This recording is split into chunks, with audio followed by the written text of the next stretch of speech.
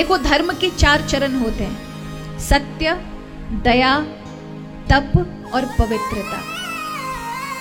जीवन में सत्य का होना। सत्य का मतलब क्या समझते हैं आप? शब्दों से जो बोला जाए वो सत्य नहीं है।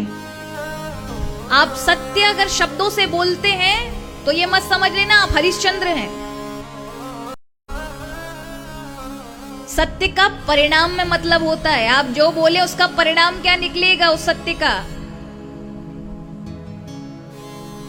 कई बार ऐसा आप सत्य बोल रहे हैं, लेकिन आपने सत्य बोल दिया लेकिन किसी का जीवन आपने तहस नहस कर दिया। महाराज, कुछ गुंडे हैं, आपने देखा, आप जा रहे हैं रास्ते से, आप बहुत बड़े सत्यवादी, हमेशा सत्य बोलते हैं, सामने से जा रहे हैं, लेकिन अचानक से आपने देखा एक आदमी खून से लथपथ चला आ रहा है दौड़ता हुआ और आपके सामने वहां जाकर छुप गया। पीछे से आपने देखा 2-4 आदमी हाथ में हथियार लेकर चले आ रहे हैं और आपसे पूछते हैं वो व्यक्ति कहां गया। क्या कहोगे? आप तो सत्यवादी हैं। आप शब्दों में अगर सत्य मान के चल रहे हैं तो आप बताएंगे ये रहा, परिणाम क्या है उसका? एक मासूम मारा जाएगा। तो आपने सत्य बोला, महान हिंसा का कार्य किया, वो सत्य नहीं कहा जाएगा, क्योंकि सत्य शब्दों में नहीं है। किसमें है? परिणाम में है। जो आप बोल रहे हैं उसका परिणाम क्या है? तो यहां पर आपका सत्य वही है कि उस समय किसी ऐसे व्यक्ति की जान बचाना जिसके लोग भक्षक बन गए हैं। तो यहां वो असत्य अगर आप बोल भी देते हैं तो वो लाख सत्य के बराबर है। तो कई जगह असत्य बोलने पे छूट दी गई है, लेकिन सत्य भी ऐसा बोला जाए जो रुचिकर हो।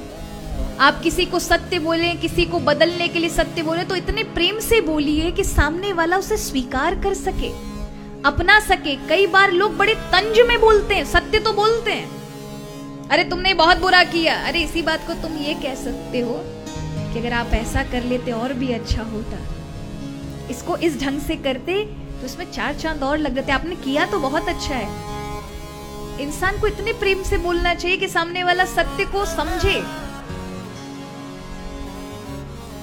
किसी सूरदास को बोलो, अरे बिना आंख वाले, उसे बुरा लगेगा। आपने भले सत्य बोला लेकिन बुला तो कठिन है, हृदय को बुरा लगेगा। लेकिन आप यही कह दो, हे मन की आंखों से देखने वाले, आप उन सभी लोगों से अत्यधिक ज्यादा श्रेष्ठ हैं जो बाहरी आंखों से देखते हैं लेकिन मन की आंखें नहीं हैं। आप मन की आंखों से देख, उसको कितना सुंदर लगेगा। आपने सत्य बोला लेकिन प्रिय बोले, सत्य हो लेकिन प्रियम ब्रूयात, प्रिय होना चाहिए। तो यहां सत्य धर्म का पहला चरण है, लोगों में सत्य नहीं था। दूसरा चरण है दया, लोगों में दया नहीं रही। तीसरा पवित्रता, लोग कुछ भी खा लेते हैं, कैसे भी रह लेते हैं, ऐसी पवित्रता भूल गए हैं, तीसरा चरण। और चौथा चरण सत्य, दया, पवित्रता, और चौथा है तप। लोगों के जीवन में तपस्या नहीं है,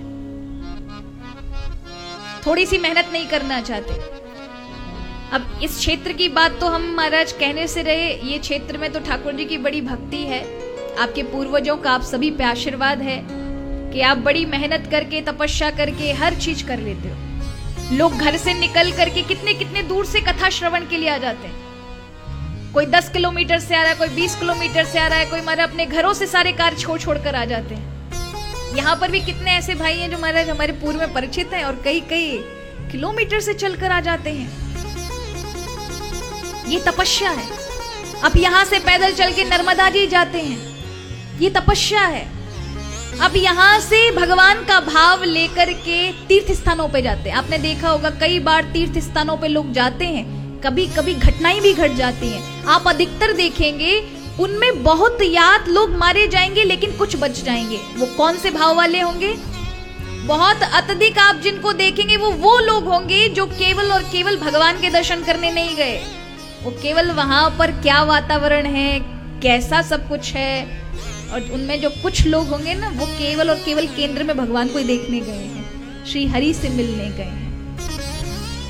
आप देखें ऐसे ही लोगों को प्रभु, एक नजर से देखा जाए तो भगवान के धाम में जाने के बाद वो मुक्त हो जाते हैं, किंतु दूसरी अगर दृष्टि से देखा जाए तो महाराज अपना जीवन खो जाते हैं।